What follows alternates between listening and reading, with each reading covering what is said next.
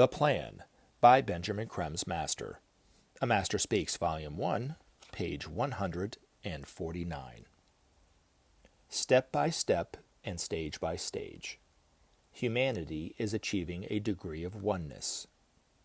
Each day that passes brings some new insight or event which underlies this process and shows conclusively that the plan is working out.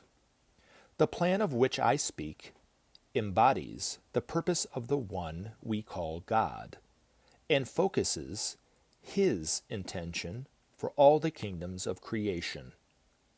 No one can know in its entirety the manifold aspects of this blueprint of evolution. But the broad outlines, at least, have long been the concern and privileged service of the spiritual hierarchy under the leadership of the Christ. With the many aspects of this plan, they daily work, seeking to inspire through humanity its gradual fulfillment. The time has come for humanity to enter more deeply into a knowledge of the plan and thus, in full consciousness, to evolve according to the will of God. Where man's will and God's will coincide, all proceeds normally and well. Where this congruence is absent, man is afflicted by all manner of ills, each of his own engendering. Thus, it truly can be said that man creates his own destiny. His halters and fears are his own, his suffering self-made. Today the plan unfolds at an unprecedented rate. Miracles of change are occurring on a global scale, confounding the hopes of those who would forever enthrall the peoples and keep them submissive to a nefarious foe. New energies saturate the world, awakening man to new possibilities and relationships. New teachings and teachers present themselves to men, each in his own way, illuminating a strand of the complex pattern of the plan.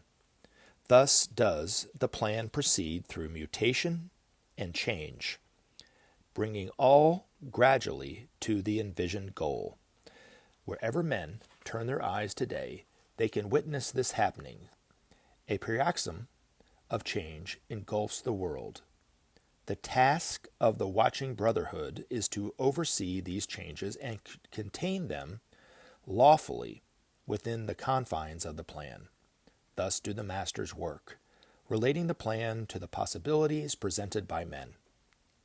Each step towards synthesis taken by men gives opportunity for further unfoldment under the law. Thus do men themselves control the progress of the plan. Entering our life today are forces altogether new, heralding a civilization based on brotherhood and love. These forces, likewise, herald the re-entry of the Christ into the midst of men, accepting the challenge as teacher for the new time. Working in full knowledge of the plan, his task is to take humanity in the direction of its ordained destiny, the fulfillment of the will of God for the perfection of all men. Thus today does the Christ work to accomplish his task as the great mediator, the representative, and knower of God.